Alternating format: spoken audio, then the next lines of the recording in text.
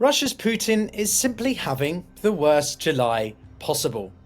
After the Kremlin admits that Russia's economy is buckling under Putin's war, facing, fails upon fails at BRICS and Putin's global stratagem, and suffering more disasters elsewhere, Putin has now to contend with the biggest humiliation. His one-time confidant, Donald Trump, has finally had enough. He's turned against him in what is the biggest arguable diplomatic setback for Moscow since Putin began his war 3.5 years ago. Indeed, just months ago, Trump was scolding Zelenskyy in the Oval Office, telling him he had, quote, no cards left and should just give up. Now, he's asking if Ukraine can potentially strike Moscow. So in this video, I unpack Trump's astonishing seeming U-turn on Ukraine, what it tells us about this new phase of diplomatic strategy, why this matters not only for Kiev but for Moscow and NATO, and what happens as it determines not merely, of course, Putin's war, but Putin's own fate. This is the Global Gambit. How's it going? Welcome to the channel. Now, as with a lot of things geopolitical, but incredibly relevant to Russia, Ukraine, and alike, there tend to be periods where there are less developments, and then suddenly everything happens at once. And, well, the past 24 hours seems to be very much that case, which is why I wanted to take a moment for things to come out in more substance before developing and providing a reaction. To understand this pivot from Trump, we have to rewind a little bit. As you may know, and if you don't, well, then it's good you found the channel.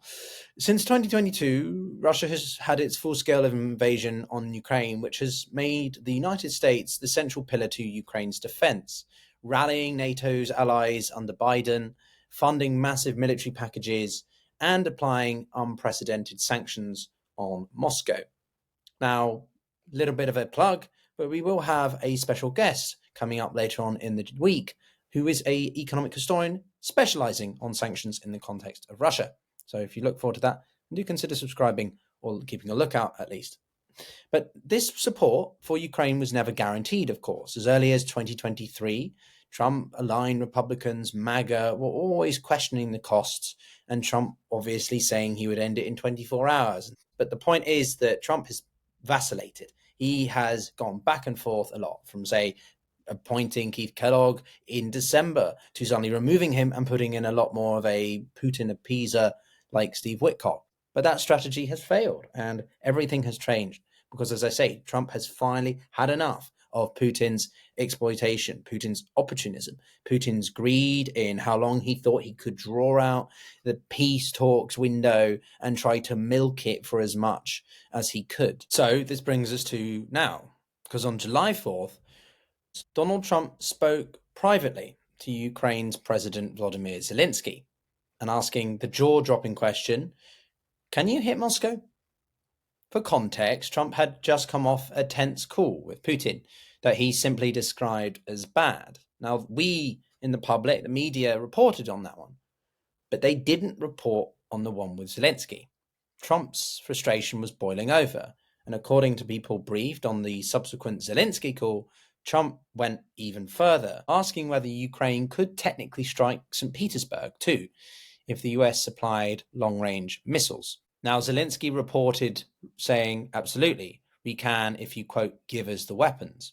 Trump, unusually blunt, but, well, characteristic for him, I suppose, signaled the support with the goal to, quote, make them feel the pain. Now, this is a radical shift for a man who has promised to end that war in 24 hours and has questioned the value of not merely arming Ukraine, but even arming NATO, having any role in the international sort of security system, even though he promised to end forever wars, seeing what he did in Iran. Well, maybe Trump has changed to being simply what people on the left at least might label a neocon. Who knows? From pleas to pressure, of course, Trump's change of heart hasn't come out of anywhere.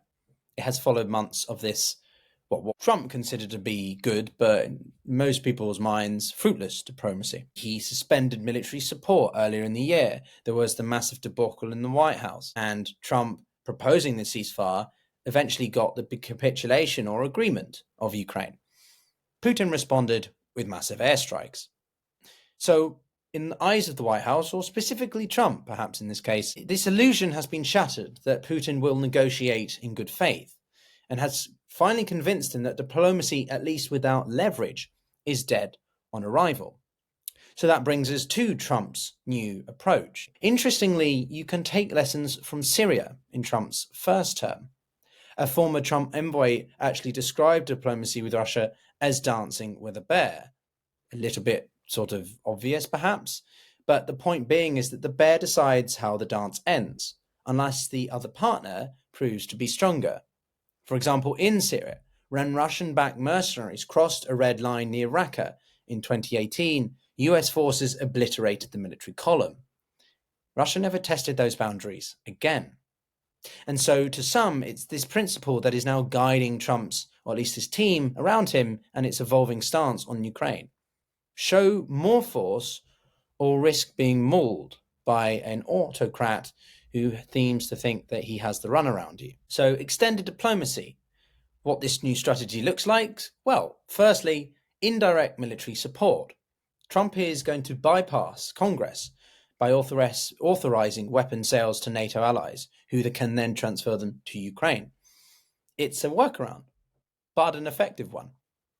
Second, Trump has reinvigorated coordination with allies. After the very successful, in the eyes of many, especially America, NATO summit that has achieved the 5% NATO target, or defense spending target, that has now doubled the previous benchmark.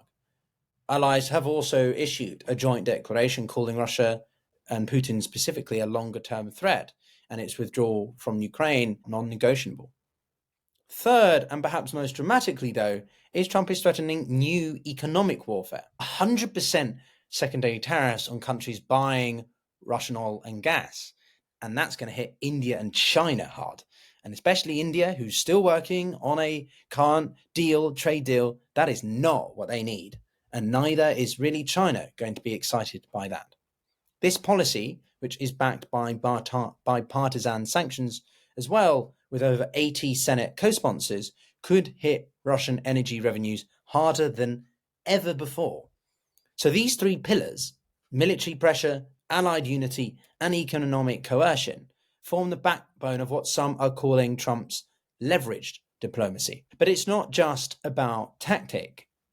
It's about also how Russia, and specifically Putin, conducts their response. What is Putin's calculus? Now, until recently, Putin was betting on American fatigue.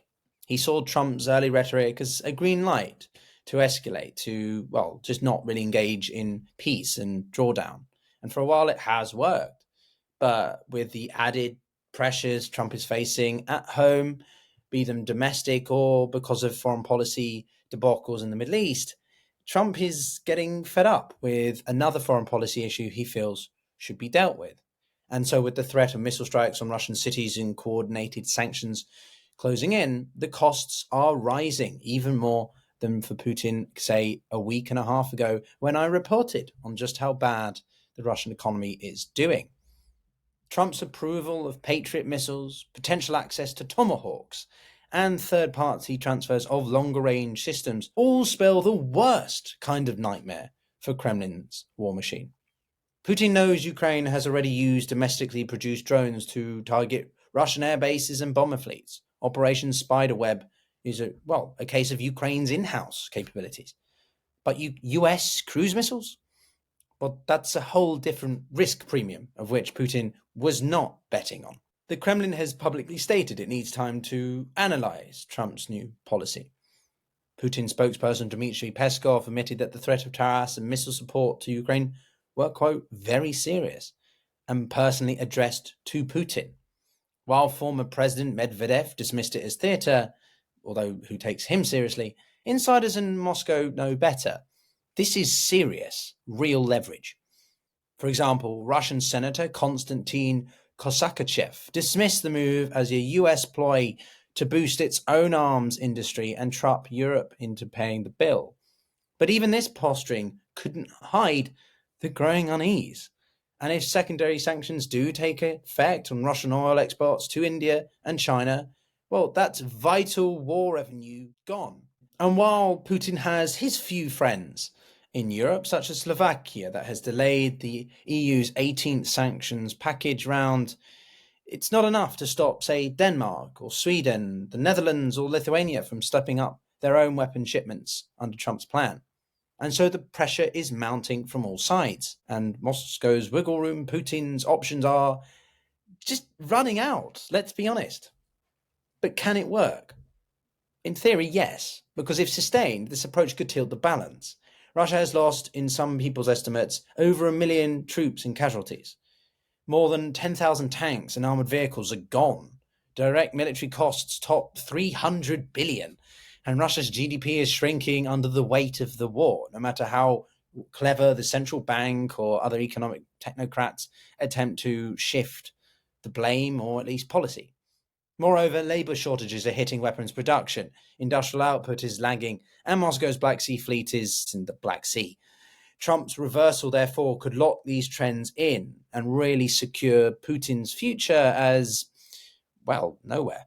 And so whilst we have to take these developments with some degree of caution, because it is still Donald Trump who could change his mind quite often, I feel like it is a significant inflection point. Gone are the days of trusting Putin's sweet talk. In their place, a cold-eyed strategy that speaks Russia's language. Power. Trump may not have planned to take this route and didn't really want to, but now that he has, the US and its allies will keep the pressure on. Because even in Ukraine, when America stands firm, it's still, in the eyes of many, the biggest bear in the room. Thanks for watching, everybody. I hope you enjoyed it. My name is Pyotr. I am a partial Russian, partially English guy who tries to make sense of the world around you, having been brought up predominantly in the West, but with a lot of Slavic, especially Russian influences, and interviewed diplomats, business people, economists, practitioners, and activists. So if that appeals to you, then do consider subscribing and making sense of what the news tells you on the surface level, but then we try to do in a much deeper dive on the global gambit. We'll see you all in the next video. Take care, everyone.